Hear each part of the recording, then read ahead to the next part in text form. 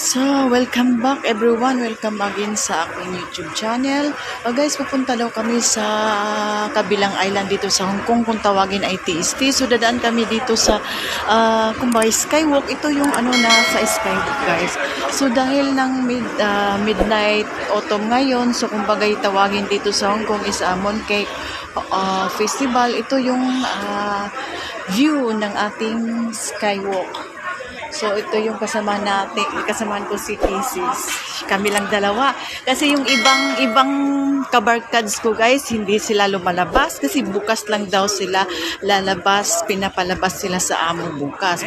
So, tingnan nyo yung view dito sa Hong Kong, guys. Kahit nandito lang tayo sa Skywalk. So, sobrang ganda-ganda yung mga view nila. So, ganyan talaga yung mga Chekwa, guys. So, ganun. So, pupunta kami doon sa kabilang island. Kung tawagin dito ay TST. So, hindi pa namin alam doon kung ano ang view doon. Kaya, kailangan namin pumunta doon. Kami lang dalawa. So, yung sasakyan namin, guys, pupunta doon sa TST is yung Bards. Kung nasa Pinas pa tayo, so, pare-pareho lang na Cebu to Bohol. Ganyan lang, guys. Ganyan lang. So, sobrang dami yung tao ngayon kasi lahat-lahat ng mga OFW ngayon is kasali na sa statutory holiday. So, ganito yun, guys, yung view natin dito sa Hong Kong. So, nang dahil sa midnight autumn or Mooncake Festival is ganito na naging gumaganda yung view natin. So, yan lang i-share ko sa inyo, guys. So, mamaya-mayang konti kung pasakay na kami sa Bards is ito yung IFC na IFC na building. So ito yung pinakahaba na building dito sa Hong Kong, yung IFC. So ganyan siya, guys. So papunta tayo sa dagat. So yun, guys, yung giant wheel dito sa Central. So medyo maganda-ganda din yung view nila doon. So kung papasok tayo dyan, guys, kung magra-ride tayo sa giant Ferris wheel, so may bayad po yan, $20 each KD. So ganyan lang, guys.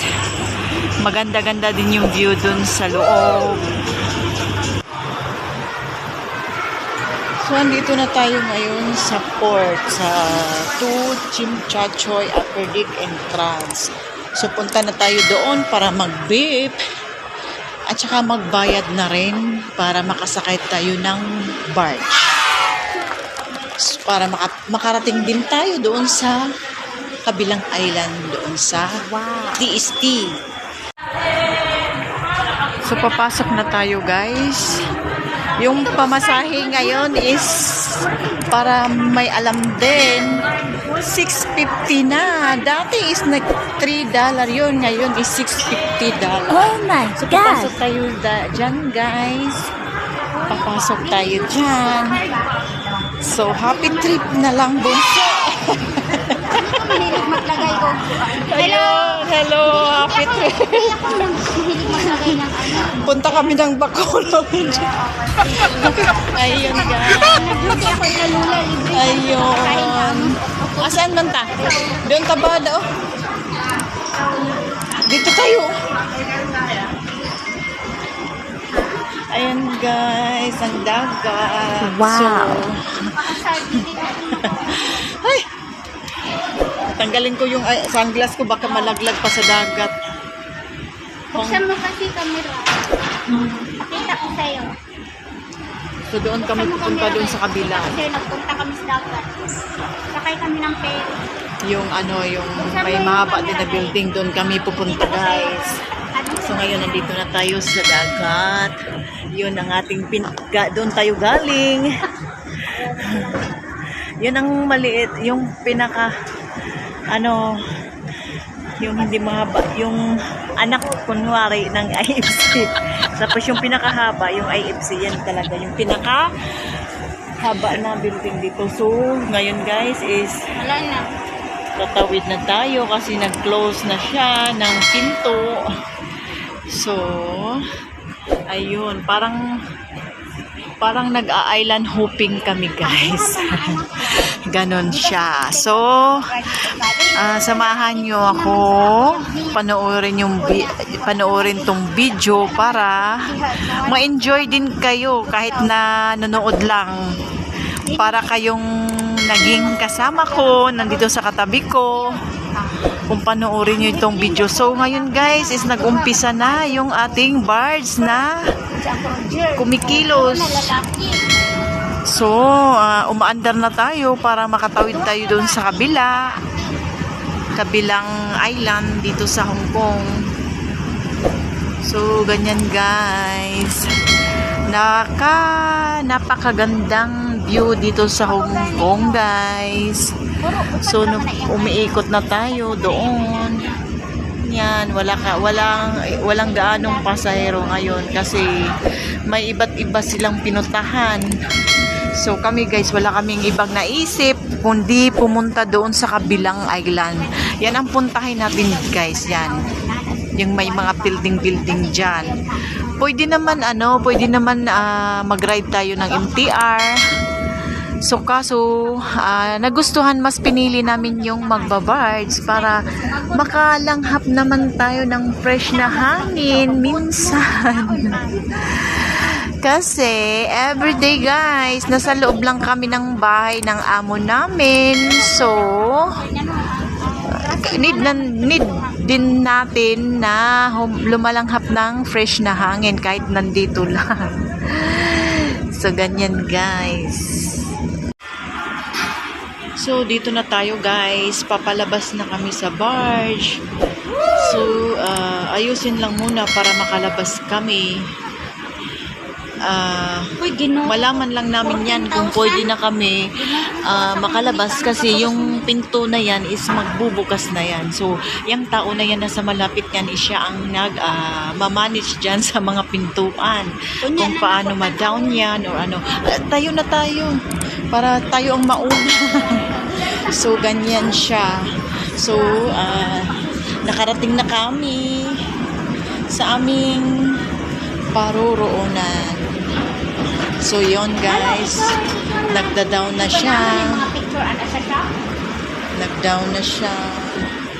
So, waiting tayo guys. Waiting. So, nag-waiting pa tayo guys para bumaba yan. So, malalaman natin kung pwede na tayo lumabas kasi tatanggalin yung tali dyan sa gitna. Ayun. And so, welcome to TST. So, ganito na tayo guys. Ito yung mukha sa puntahan namin. Kumbaga, ito yung port sa TST.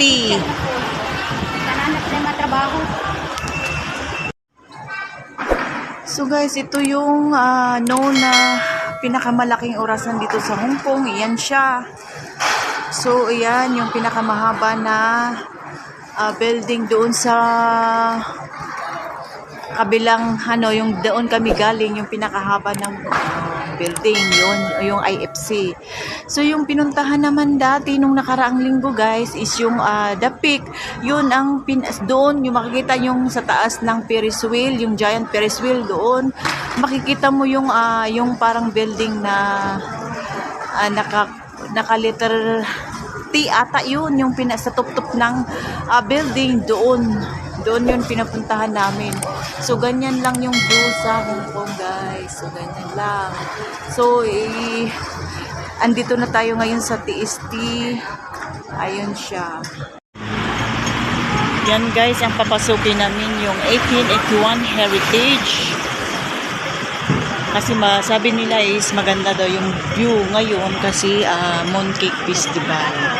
Kaya doon kami papasok. So, titingnan din namin yung view sa loob ng Heritage. So, ito yung sa loob, guys. So, medyo madami-dami yung tao. Parang nakapila.